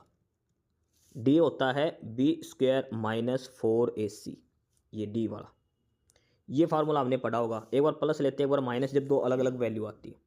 इसमें हमें d का मान निकालना, और d होता है b² माइनस 4ac, d होता है b² माइनस 4ac। ठीक है, अब अगर इसको हम 0 के बराबर ले लेंगे, मान लीजिए संख्या 0 हो गई, तो समीकरण का उत्तर क्या आएगा, -b/2a। अब b भी कोई संख्या पाएगी, a भी, यानी कि दोनों मूल बराबर होंगे, क्योंकि प्लस और माइनस का ये जो वैल्यू थी ये 0 हो गई, तो दोनों मूल बराबर आएंगे। अगर प्लस माइनस होता तो दो अलग अलग संख्या आती। ऐसे समझो इसको, ax² की बजाय मान लो 2x² जमा 3x जमा 4 बराबर 0, ये कोई इक्वेशन हम मान के चलो। अब इसमें अगर इसके दो मूल निकालने हैं तो फार्मूला ये होता -b plus minus √b² minus 4ac upon में 2a, हो गया। ये है a, ये है b और ये है c, ये तीन ऐसे होते सीक्वेंस में। अब ये b² माइनस 4ac, अगर इसकी वैल्यू मान लो कुछ भी है, 10 आ गई मान लो, इसकी b का मान है 3, -3 प्लस माइनस 10 बटे में 2 दूनी 4। अब एक बार हम प्लस रखेंगे, एक बार माइनस, तो दो अलग अलग वैल्यू आएगी भाई। प्लस 10 करने से 7/4 आएगी, माइनस 10 करने से 13/4 आएगी, दोनों अलग अलग मान आएंगे। लेकिन हमें प्रश्न में दिया है कि दोनों मान बराबर हैं, दोनों मूलों के मान, तो मतलब ये माइनस प्लस माइनस 10 को हटाना पड़ेगा, यानी कि d को 0 रखना पड़ेगा। तो हमसे यही पूछा d का मान क्या रखें जब ये दोनों मूल बराबर हो, तो d का मान 0 होगा तो दोनों मूल बराबर आएंगे, दोनों वैल्यू जो होगी अल्फा और बीटा जो दो निकालते हैं इसके रूट, वो दोनों बराबर आएंगे। अगर ये ग्रेटर देन 0 आ गया है तो वास्तविक और अलग अलग होंगे, और अगर लेस देन 0 है तो वास्तविक नहीं होंगे, यानी कि अंदर बचेगा अंडरूट माइनस का, इमेजिनरी संख्या। ये चीज़ ध्यान रखनी है। तो इसने यही कहा कि जो रूट्स हैं अगर वो इक्वल है किसी भी इक्वेशन के अल्फा और बीटा, तो उस समय डी का मान क्या होगा, 0 रहेगा। ऑप्शन सी उत्तर होगा। प्रश्न नंबर 67 है कि यदि दो त्रिभुजों के संगत कोण बराबर है तो त्रिभुज कैसी होंगी। If the corresponding angles of two triangles are equal, देखो किसी भी ट्रायंगल, दो ट्रायंगल है, अगर इनके कोरस्पॉन्डिंग कोण बराबर है, संगत कोण बराबर हैं, तो त्रिभुज क्या होंगी, समरूप। समरूप त्रिभुज यानी कि सिमिलर ट्रायंगल, ऑप्शन बी। समान, या फिर इसको हम लिखते हैं समरूप। समरूप सही वर्ड है त्रिभुज के लिए। समरूप त्रिभुज उसको कहते हैं जिसके दोनों संगत कोण बराबर हो, दो त्रिभुज को समरूप बोलते हैं। ऑप्शन बी उत्तर होगा इसका। अगला है सवाल नंबर 68। सवाल नंबर 68 में क्या दिया है, एक टंकी को एक नल ए 12 घंटे में भरता है, बी 18 घंटे में खाली करता है, दोनों को एक साथ खोल दिया, तो खाली टंकी भर 25% कितनी देर में भरेगी। भाई एक नल भरता है 12 घंटे में, दूसरा भरता है 18 घंटे में, टोटल एफिशिएंसी कितनी आ गई इसकी, 36 मान ली। ए है और ये बी है, तो ए की क्षमता कितनी आएगी, 12 या 36, बी की आएगी 2, -2 क्योंकि खाली करने वाला है। ए 3 भरता है, बी 2 खाली करता है, तो 1 घंटे में कितना लीटर पानी डलेगा टंकी के अंदर, सिर्फ 1 लीटर। 1 घंटे में कितना पानी डलेगा, 1 लीटर डल, क्योंकि 3 डालेगा ये 2 निकाल देगा, तो 1 लीटर पानी बचेगा 1 घंटे के अंदर। हमें टंकी 25% भरनी है, टंकी की टोटल जो वॉल्यूम आई हमारी 36 आ गई इसका एलसीएम, 25% होता है 1/4, यानी कि 36/4 करेंगे तो 36 का 25% कितना आएगा, 9 लीटर। हमें टंकी में 9 लीटर पानी डालना है, 1 घंटे में सिर्फ टंकी में 1 लीटर डल रहा है, तो 9 लीटर पानी कितनी देर में डलेगा, 9 घंटे के अंदर। तो टंकी 25% कितनी देर में भरेगी? 9 घंटे के अंदर भरेगी। 12 और 18 का जो एलसीएम है वो हमने टोटल कैपेसिटी मान ली टंकी की। क्यों मान ली? क्योंकि 12 से भी संख्या कट जाएगी और 18 से भी, तो टोटल टंकी की क्षमता मान ली 36 लीटर है वॉल्यूम टंकी का। अब ये 12 घंटे में ए भरेगा तो कितनी देर लगाएगा? 3 घंटे। ठीक है, 12 के हिसाब से। बी 18 के हिसाब से खाली करेगा तो कितना खाली करेगा? -2। ये 1 घंटे में 3 लीटर पानी डाल दिया एक लड़के ने। नीचे हॉल खुला है, वो 1 घंटे में 2 लीटर उसने निकाल दिया।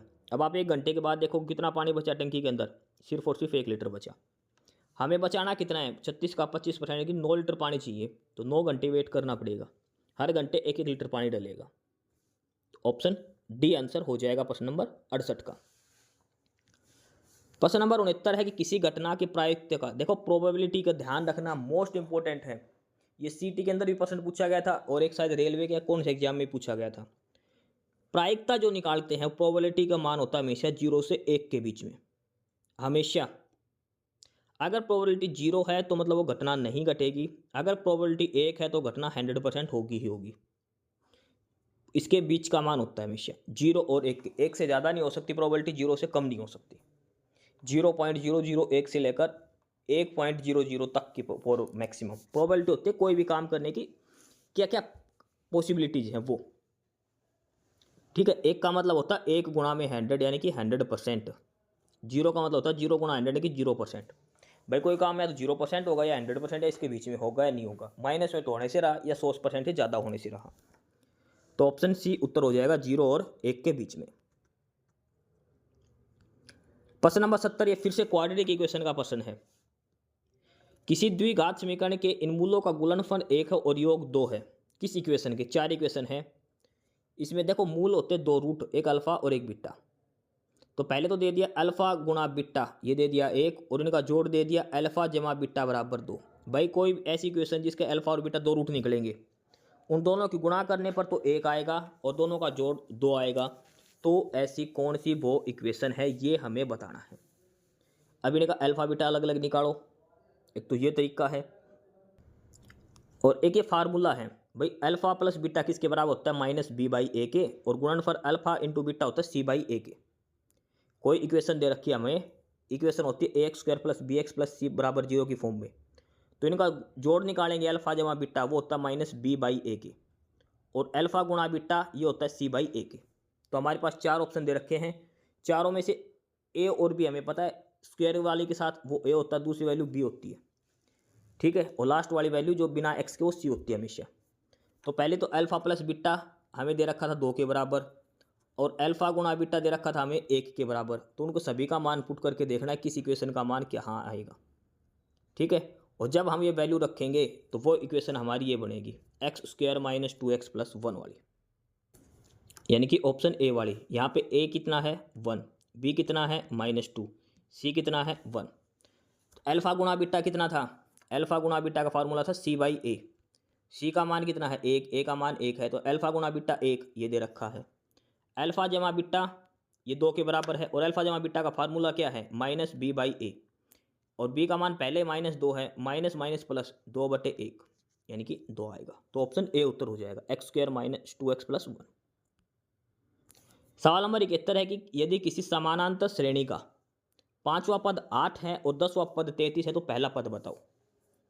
कोई भी एक अर्थमेटिक प्रोग्रेशन एपी दे रखी है, इसमें एक फार्मूला होते हैं nth टर्म निकालने का, a + n - 1 इंटू में d। a होती है पहली टर्म, n होती है सबसे लास्ट वाली टर्म जो टर्म दे रखी है लास्ट की, और d होता है इनका डिफरेंस। हो गया। हमें 5th टर्म दे रखी है a 5th, और इसका फार्मूला क्या होगा? a पहली टर्म पता नहीं, n - 1 n होता है 5 जो टर्म निकालने उसकी, 5 - 1 करेंगे तो 4 इंटू में d, और a5 की वैल्यू कितनी दे रखी है? 18। यानी कि यहाँ से एक इक्वेशन तो क्या बनेगी? a + 4d = 18, और a 10 भी दे रखी है ना, तो 10 में से 1 घट जाएगा, a + 9d = 33। एक के क्यों घटा रखा है? क्योंकि n - 1 इंटू में d होता है, यानी कि जो n है उसमें से 1 कम होगा यहाँ पे। यहाँ से हमें a निकालना है, पहली टर्म हमें यहाँ से निकालनी है। पहले इसको माइनस कर दो, a से a कट जाएगा, 4d में से 9d गया तो -5d, 18 में से 33 गया तो -15, डी माइनस से माइनस करेगा, डी का मान कितना आ गया 15/5 यानी कि 3। डी का मान आ गया 3, डी का मान 3 यहाँ पे रख दो पहले क्वेश्चन में। ए प्लस 4D 4 तिया 12 बराबर 18, 12 इधर गएगा माइनस हो जाएगा तो ए बराबर 6। तो पहली टर्म क्या आ जाएगी 6।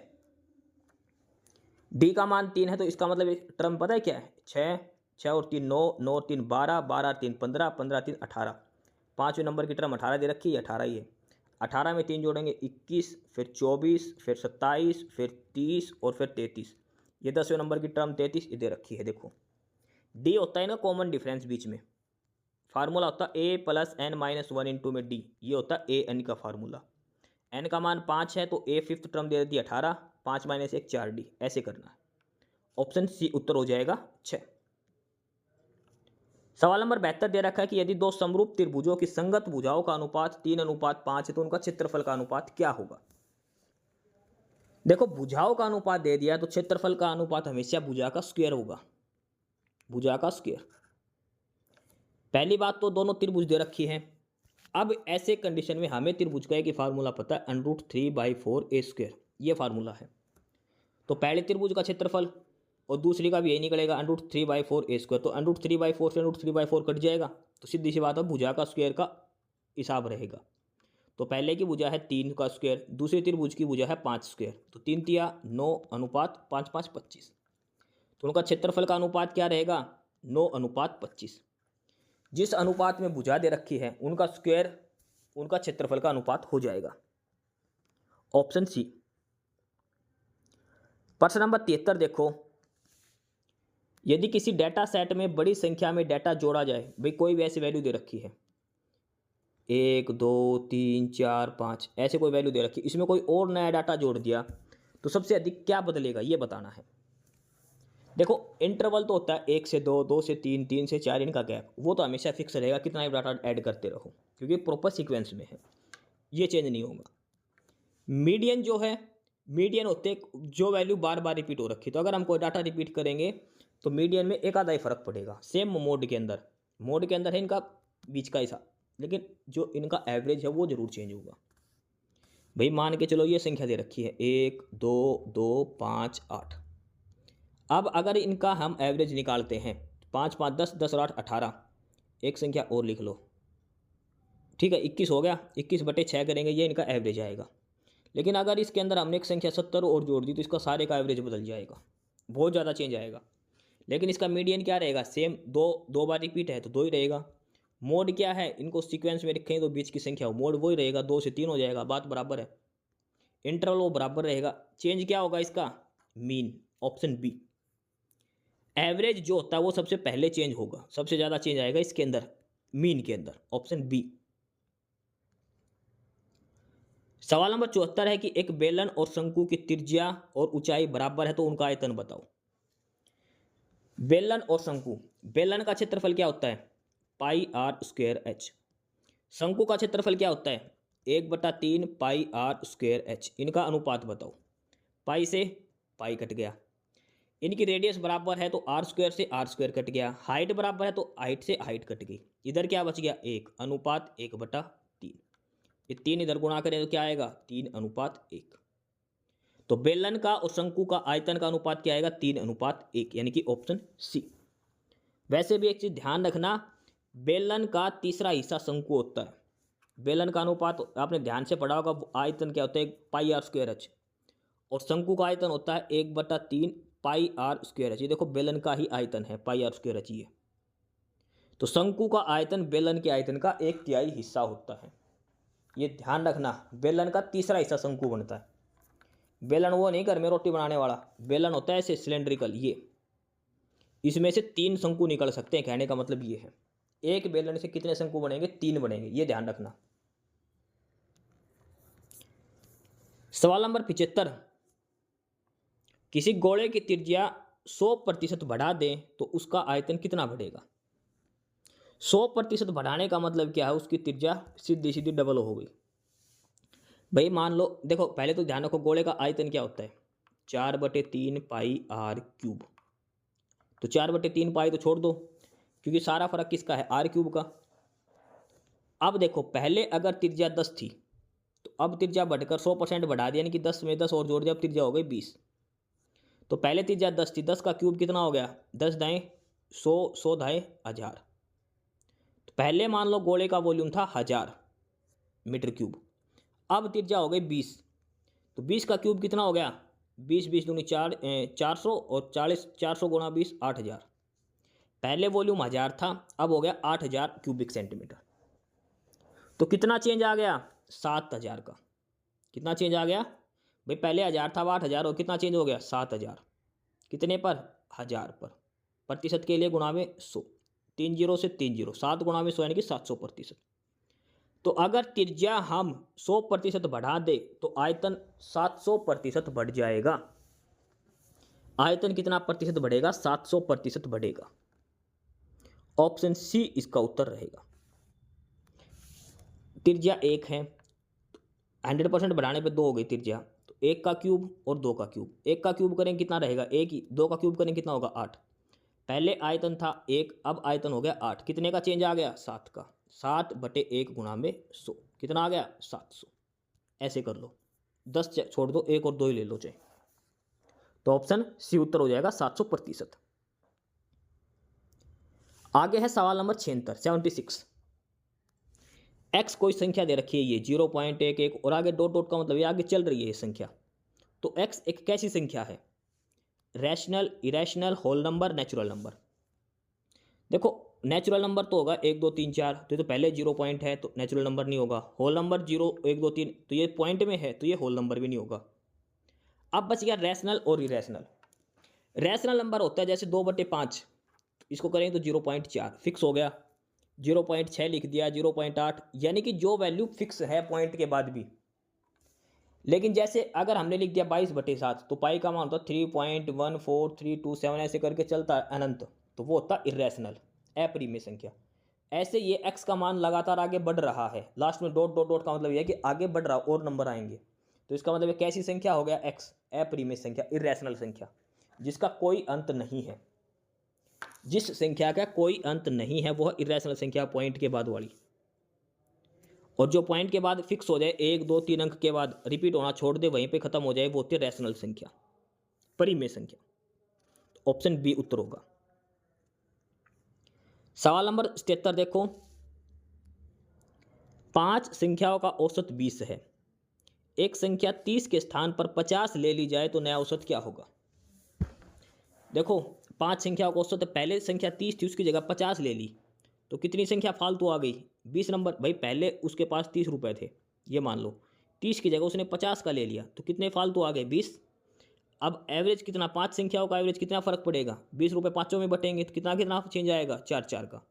तो पहले एवरेज 20 थी, अब 4 और बढ़ गई, कितनी आ जाएगी नई एवरेज 24। नई एवरेज कितनी आएगी 24। एक तो ये है।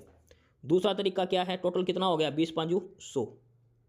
पहले टोटल था 100 5 संख्याओं का, लेकिन अब 30 की जगह 50 ले ली तो कितना फालतू हो गया 120 हो गया टोटल। भाई टोटल 20 बढ़ गया ना, क्योंकि 50 ले लिया 30 की जगह, तो 20 का ही तो अंतर है। तो पहले टोटल 100 था, टोटल 120 हो गया, कितना 5 का, तो 120/5 एवरेज निकालें कितना आएगा 24।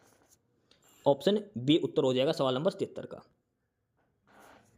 सवाल नंबर 78 देखो, बिंदु -3 और 4 किस क्वाड्रेंट के अंदर है। ये मोस्ट इंपोर्टेंट, काफ़ी अच्छा सवाल है। 4 क्वाड्रेंट होते हैं, ये एक्स एक्सिस, ये वाई एक्सिस, ये -x और ये -y होता है, ठीक है। इसके अंदर दोनों वैल्यू पॉजिटिव होती है, एक्स भी वाई भी। इधर देखेंगे तो इधर x माइनस का है और y प्लस का है, इधर x भी माइनस का और y भी माइनस का, इधर x प्लस का है और y माइनस का है।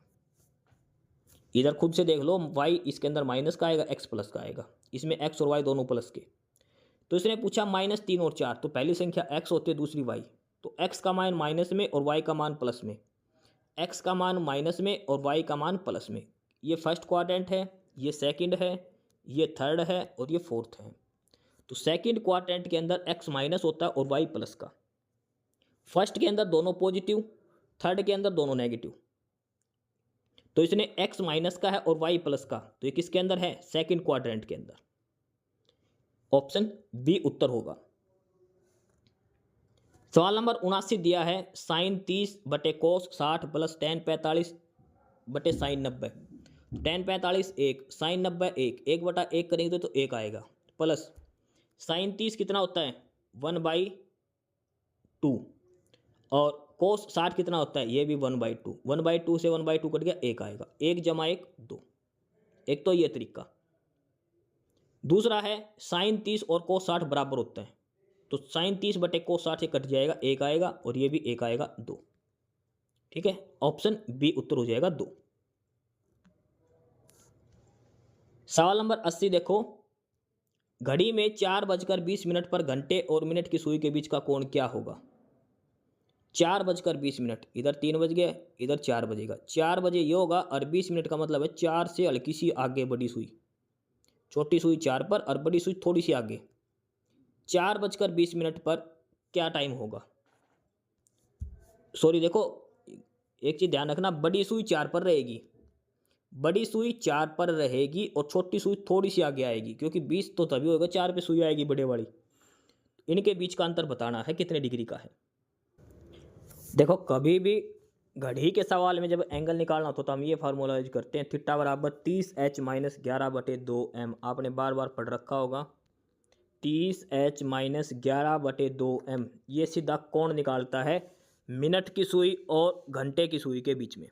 h मतलब घंटे वाली सुई, m मतलब मिनट वाली सुई। अब इसमें दे रखा 4:20, यानी कि हावर घंटे कितने हैं 4 घंटे, मिनट कितनी है 20, तो h की जगह 4 रख दिया और m की जगह रख दिया 20। तो 11/2 गुणा में 20 करेंगे तो कितना हो गया 2 दाएँ 20 और 11 दाएँ 110, तो 3 चौक 12 120। तो थीटा की वैल्यू कितनी आ गई 10 डिग्री। थीटा का मान कितना आ गया 10 डिग्री। तो घंटे की और मिनट की सुई के बीच में कितना डिग्री कोण बनेगा 10 डिग्री का कोण बनेगा। ये फार्मूला ध्यान रखना है, 30h - 11/2m। तो सवाल नंबर 80 में ऑप्शन ए उत्तर हो जाएगा 10 डिग्री। सवाल नंबर 81 दिया है आगे, 48 संख्याओं का औसत है 78 78। यदि हम हर नंबर में से एक संख्या x घटा दें तो नया औसत 57 हो जाता है, तो x का मान क्या है। भाई 48 नंबर है, उनका एवरेज दे दिया 78, हर संख्या में से x घटा दिया, अब एवरेज घट के आ गया 57, तो x का मान बताओ। अब कई बच्चे क्या करेंगे 48 को 78 से गुणा करेंगे, पहला का एवरेज निकाल दिया, फिर 48 को 57 से गुणा करेंगे, फिर इन दोनों को घटाएंगे, फिर उसको 48 से भाग देंगे। क्या फ़ायदा इतना करने का। एवरेज में एक चीज़ है कि अगर सभी संख्याओं में से कुछ घटा रहे तो एवरेज में से वही घटेगा। तो 78 से एवरेज 57 आ गया, तो कितना घटा है 21। तो संख्या क्या है जो हमने सभी संख्याओं में से घटाई है, तो वो है 21। क्या है 21, ऑप्शन सी उत्तर हो जाएगा इसका, बिल्कुल आसान सा है। सवाल नंबर 82 दिया है कि 6 व्यक्ति हैं P Q R S T U, एक पंक्ति में बैठे हैं। Q P के बाएं हैं, R S के दाएं हैं, T बीच में है, U सबसे दाएं हैं, तो सबसे बाएं कौन बैठा है। 6 हैं, 1 2 3 4 5 और 6। इसमें एक चीज़ देखो, U सबसे दाएं हैं तो U सबसे दाएं बैठा दो, एक रोड़ा ख़त्म।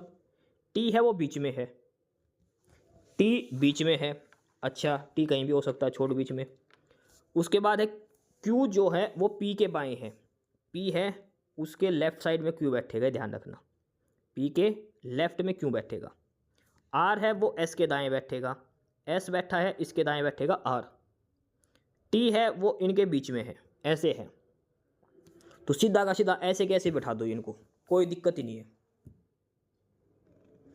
सीधा का सीधा इनको ऐसे की ऐसे बैठा दो, Q P T S R, ठीक है, सीधा का सीधा ऐसे बैठा दो। अच्छा दूसरी पॉसिबिलिटी क्या हो सकती है इसकी, इसमें हम ऐसे भी कर सकते हैं, S R इधर बैठेंगे, Q P एक साथ बैठेंगे, T बीच में और U है इधर, तो एकदम Q भी संभावना है और S की भी संभावना है। इसमें शायद एक आधी लाइन मिसिंग है स्टेटमेंट के अंदर, स्टेटमेंट में कोई लाइन मिसिंग है क्योंकि दोनों ही पॉसिबिलिटी है। देखो अच्छा R S के साइड में है तो R S के राइट में है, R इधर आएगा S इधर आएगा, R जो है वो S के राइट में, ठीक है इधर। तो इसकी पॉसिबिलिटी सारी की सारी पॉसिबिलिटी है इनकी, दोनों ही इक्वेशन बन सकती है इसमें, ठीक है। आर एस इधर है, यहाँ बैठा दो। आर जो है वो एस के राइट में है, ठीक है, तो एस के राइट में आर है, उसके बाद टी है, और पी के लेफ्ट में क्यू है, और इधर यू है। चाहे कैसे भी बैठा लो ये तो एक्सट्रीम लेफ्ट पूछा है, क्यू भी है और एस भी हो सकता है, दोनों हो सकते हैं। इसमें एक आधी लाइन मिसिंग, अदरवाइज क्यू और एस सारे बैठ सकते हैं इस साइड। तो अगला है सवाल नंबर 83, ये रीजनिंग का प्रश्न। ए डी आई पी आगे क्या आएगा? ए डी आई पी उसके बाद क्या आएगा? देखो, ए है पहले नंबर पर, डी है चौथे नंबर पर, आई है 9वें नंबर पर, और पी कितने पर है? 16वें नंबर पर। 1 का स्क्वायर, 2 का स्क्वायर, 3 का स्क्वायर, 4 का स्क्वायर, आगे आएगा 5 का स्क्वायर, यानी कि 25। 25वें नंबर पर क्या है? वाई। तो क्या आंसर हो जाएगा? वाई, ऑप्शन बी करके। सवाल नंबर 84, अगर 8√3 का मतलब है 67, 6√4 का मतलब है 40, तो 5√2 का मतलब बताओ। देखो 8√3, 8 का स्क्वायर कर दो, कितना हो गया? 64, 64 में 3 जोड़ दो 67। 6/4 का मतलब 6 का स्क्वायर 36 जमा 4 40, यानी कि पहली संख्या का स्क्वायर करके दूसरी संख्या जोड़ दो। 5 का स्क्वायर 25, दूसरी संख्या 2 जोड़ दो, कितना हो गया? 27। ऑप्शन ए उत्तर हो गया। पहली संख्या का स्क्वायर में दूसरी संख्या जोड़ दो, वो बराबर का आएगा। सवाल नंबर 85 है, इसमें दिया है कि सभी चालक कर्मचारी हैं, कुछ कर्मचारी इंजीनियर है, तो निश्चित रूप से क्या सही है? सभी चालक जो सभी ड्राइवर हैं वो एम्प्लॉय हैं। अंदर वाला क्या हो गया? ड्राइवर, और ये सारे ड्राइवर क्या है? एम्प्लॉयज हैं। और कुछ एम्प्लॉय जो है वो इंजीनियर है। कुछ एम्प्लॉय क्या है? इंजीनियर, ENG इंजीनियर है। हो गया, ये वेन डायग्राम बनेगा। अब पहला दे रखा है कुछ चालक इंजीनियर हैं, कुछ ड्राइवर इंजीनियर है। बिल्कुल भाई, ड्राइवर और इंजीनियर का कोई डायरेक्ट रिलेशन नहीं दे रखा। ये एम्प्लॉय है EMP, और ये इंजीनियर है, तो ड्राइवर का इंजीनियर से कोई डायरेक्ट संबंध नहीं दे रखा, तो ये गलत है, क्योंकि इसने डेफिनेटली ट्रू पूछा, पॉसिबिलिटी वाला नहीं। जो 100% सच है वो बताओ। सभी इंजीनियर चालक है, इंजीनियर का ड्राइवर का कोई रिलेशन ही नहीं है, तो ये भी गलत है। कुछ इंजीनियर कर्मचारी हैं, बिल्कुल कुछ इंजीनियर एम्प्लॉय है, ये वाला हिस्सा कॉमन है, ये डेफिनेटली ट्रू है। कुछ इंजीनियर एम्प्लॉय है, ये है। चौथा है कि सभी कर्मचारी चालक है, सभी कर्मचारी चालक नहीं दे रखा, सभी चालक कर्मचारी है, तो ये भी गलत है। तो डेफिनेटली ट्रू कौन सी स्टेटमेंट है? तीसरी, ऑप्शन सी उत्तर हो जाएगा, जो 100% सही है, ऑप्शन सी। आगे है क्वेश्चन नंबर 86, इंजन, ट्रेन, दिल क्या आएगा? देखो, इंजन का काम है ट्रेन चलाना, तो दिल क्या करेगा? हमारे शरीर को चलाता है, हमारी बॉडी को। हमारी बॉडी के लिए दिल बहुत इंपॉर्टेंट है, अगर हार्ट रुक गया तो सब कुछ खत्म है। ये मत कर देना कि ब्लड का, हार्ट का काम है ब्लड सप्लाई करना, लेकिन चलाता क्या? वो सारे शरीर का मेन पार्ट है, हार्ट शरीर का इंजन है मेन। सवाल नंबर 87 देखो, दिशा का सवाल है। दिशा के लिए पहले ऐसे बना लो, नॉर्थ, साउथ, वेस्ट, ईस्ट। अब चलो, एक व्यक्ति पूर्व की ओर 15 मीटर चला, फिर बाएं मुड़कर 8, फिर दाएं मुड़कर 10 चला। प्रारंभिक बिंदु से कितनी दूर है? पूर्व की ओर चला 15 मीटर, पॉइंट ए से पूर्व की ओर चला, इधर है ना पूर्व, तो इधर चल दिया। फिर बाएं मुड़कर 8 चला, लेफ्ट मुड़ के 8 हो गया। फिर दाएं मुड़कर 10 चला, दाएं मुड़कर ये 10 चल दिया। प्रारंभिक बिंदु से कितनी दूर है? यहाँ से दूरी बतानी है इसकी, इस बिंदु से यहाँ तक की दूरी बतानी है कितनी है। देखो, ये 8 है, ये 10 है, तो ये राइट एंगल ट्रायंगल बनेगी पॉइंट बी से लेकर पॉइंट डी की। ये 8 है, ये 10 है, पाइथागोरस लगाओ, 10 का स्क्वायर जमा 8 का स्क्वायर 164, ठीक है। और ये √164 बनेगा, और ये है 15 मीटर। सवाल नंबर 87 के अंदर शायद स्टेटमेंट में कुछ मिस्टेक हो सकती है, या फिर ऑप्शन गलत है, क्योंकि इसका सही तो यही बनेगा, पूर्व की तरफ चला ए से 15 मीटर, फिर ये बाएं मुड़कर 8 मीटर चला, फिर दाएं मुड़कर 10 मीटर चला, पॉइंट डी पर पहुंच गया। पहले ए से बी गया, बी से सी गया, सी से डी। ए से डी के बीच की दूरी बतानी है। ए से डी के लिए या तो ये ऐसे डायगोनल बना दो, ये √164 आएगा और ये 15, या फिर ऐसे डायगोनल बना दो 15 और 8 तो ये 17 बनेगा, 17 और 10 27 बनेगा, या फिर एक डायगोनल ए से डी को सीधा मिला दो ऐसे बनेगा। ठीक है, तो इसके सारे ऑप्शन गलत है, कोई स्टेटमेंट शायद मिस्टेक है, चेक करी जाएगी, इसको छोड़ दो ना आप। क्वेश्चन नंबर 88 है, ए ने बी से कहा जिस व्यक्ति की ओर तुम इशारा कर रहे हो वह मेरी माँ के पति का इकलौता पुत्र है। मेरी माँ का पति कौन हो गया? मेरा बाप। बाप का इकलौता बेटा कौन हो गया? खुद। भाई मेरी, मान लो मैंने उसको ये कह दिया कि मेरी माँ के पति का इकलौता बेटा है, तो माँ का पति मेरा बाप हो गया, तो मेरी माँ और बाप का इकलौता बेटा मैं खुद हुआ, तो व्यक्ति कौन हुआ? खुद हो गया। ऑप्शन बी, ना सॉरी ऑप्शन डी, खुद, स्वयं। ठीक है, ए ने बी से कहा कि जिस व्यक्ति की ओर तुम इशारा कर रहे हो वह मेरी माँ के पति का इकलौता पुत्र है, तो आदमी खुद हो गया। लेकिन इसने कहा कि बी उस व्यक्ति से किस संबंध में, तो बी का थोड़ी नहीं पता है बी कौन है।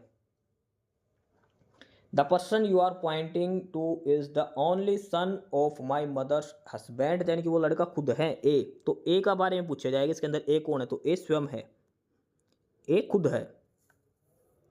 89 है, रेल को लिख दिया 18, रोड को लिख दिया 26, तो ट्रैक को क्या लिखेंगे? रेल को लिख दिया 18, रोड को लिख दिया 26, तो ट्रैक को क्या लिखेंगे? रेल आर, आर कितने पर है? 18, ए आई और एल, ये है सारे। आर है 18 पर, ए है 1 पर, आई है 9 पर और एल है 12 पर। इनको जोड़ दो, कितना हो गया? 27 और 13 37, 27 और 13 36, कितना हो गया? 36। दे रखा 18, यानी कि इसका आधा दे रखा है। इनका सभी का जोड़ जब करेंगे,